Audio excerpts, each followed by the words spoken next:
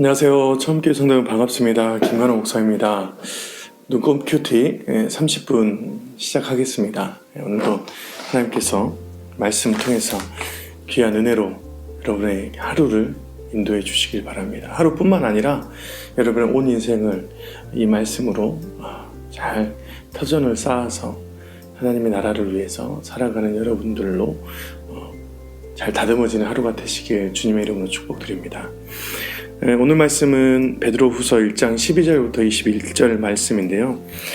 제가 베드로후서를 읽으면서 참 기대가 되는 성경 구절이 있구나라고 이제 생각이 되었습니다. 물론 역대하를 읽으면서도 참 우리의 인생에 낱낱이 드러나는 죄악을 보았지만 베드로 사도를 통해서 선포되는 그 말씀이 정말 진액을 뽑아내듯이 우리에게 전달되고 있구나라는 생각을 해보면서 더 깊은 생각을 하게 됩니다.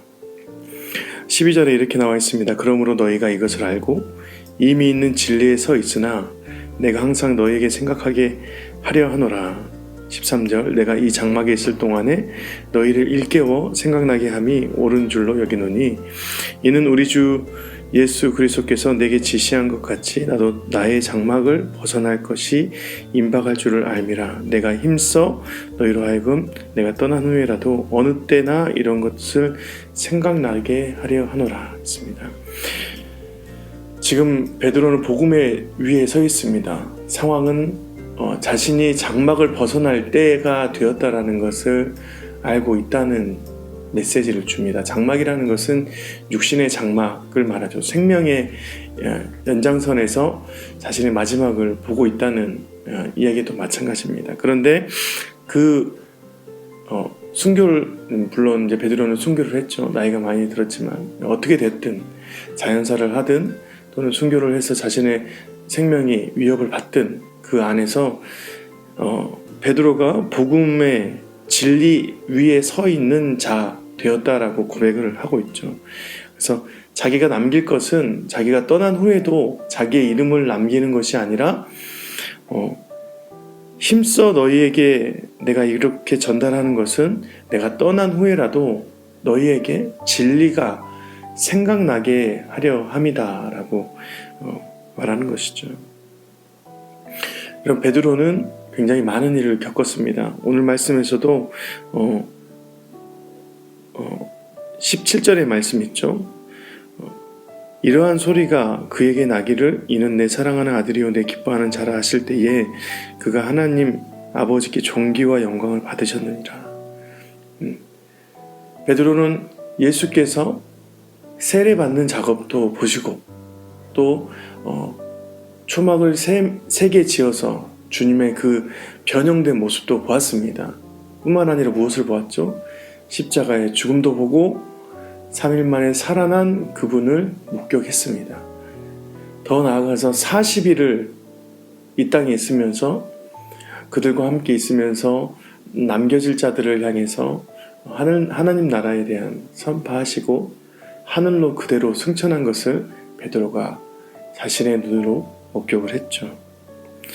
여러분, 이 장면을 보고 베드로가 육감적으로 느낀 것은 무엇이었을까요? 베드로가 예전에 도망자, 배신자, 또 두려움에 떨고 있었던 자였지만 예수님의 그런 삶의 과정들, 특별히 십자가, 죽음, 또 살아난 생명, 그 가운데 그대로 올라간 승천의 모습을 보고도 그에게 남은 것은 무엇일까요? 실은 육신을 넘어서는 그 이후의 것들을 보았던 것입니다. 하나님의 큰 영광의 소리가 그에게 나타났는데 그 영광의 소리가 예수 그리스도를 통해서 투영되어서 결국 자신에게 돌아올 때는 이것은 자신의 장막, 특별히 육신의 생명을 넘어서는 그런 과정을 체험하는 것입니다. 예수님을 통해서 확실한 그런 표징들을 보았습니다. 그리고 성령 하나님의 그런 도우심으로 그가 정말 자신 있게 하나님 나라의 영광에 대해서 체험을 했죠. 그렇다면 이들에게 확실한 것은 이 장막 안에서 있을 영광이 아니라 장막을 벗어날지라도 자기가 하나님 나라에 대한 완성을 위해서 뿐만 아니라 이것이 남겨질 후손들에게 진리로 남겨질, 생각나게 될 그 놀라운 일들이 일어날 것을 확신하며 그들 앞에 섰던 것입니다. 그러니까 베드로 후서 자체에는 순교의 위협 또는 그들에게 나타난 복음 전도자들에게 나타난 어떤 어려운 환경, 그런 것들을 넘어서는 그런 과정들을 당당히 선포할 수 있다는 것이죠. 이들에게 거짓된 예언이 있었습니다. 주변에 많은 어려움들이 있었는데 이단들의 모습들 있었죠. 잘못된 교리, 잘못된 그런 사상들, 그런 사상들이 기독교에 연합되어서 예수 그리스도에 대한 모습을 철저하게 왜곡하고 오염시켰던 것이 있습니다. 그러나 베드로가 확실히 그에게 나타난 것은 하나님께서 주시는 그 성령의 감동 안에서 자신이 체험했던 십자가, 부활, 그리고 주님의 승천 안에서 있을 영광을 체험했기 때문에 그들이 가지고 있는 헛된 망상과 같은 왜곡의 교리들은 넘어설 수 있었던 것입니다. 19절부터 21절 말씀 한번 잠잠히 읽어보겠습니다. 또 우리에게는 더 확실한 예언이 있어 어두운 데를 비추는 등불과 같으니 날이 새어 샛별이 너희 마음에 떠오르기까지 너희가 이것을 주의하는 것이 옳으니라. 먼저 할 것은 성경의 모든 예언은 사사로이 풀 것이 아니니 예언은 언제든지 사람의 뜻으로 낸 것이 아니오 오직 성령의 감동하심을 받은 사람들이 하나님께 받아 말한 것임이라 했습니다. 그들에게 헛된 망상의 왜곡된 교리가 쓰여지기 시작했습니다. 하나님의 메시지가 있으면 그 메시지를 괴롭히고 왜곡하려는 수많은 사단의 망상에 대한 그런 일들이 있는 것이죠. 그런 잘못된 교리들에 대한 플러스 추가적인 요소가 많은 사람들에게 하나님에 대한 오해, 예수 그리스도에 대한 오해가 불러일으키게 되겠습니다. 그러나 베드로가 확실하게 느낀 것은 자신의 체험, 십자가와 부활, 승천, 또 자신이 예수와 함께 있었던 그 기억들, 더 나아가서 자신이 경험했던 성령 하나님에 대한 완벽한 이해가 그 모든 사사롭게 풀고 왜곡되어지고 교묘하게 틀어버린 그 이단적인 메시지, 교리들이 완전하게 세워질 수 있다라고 얘기를 합니다.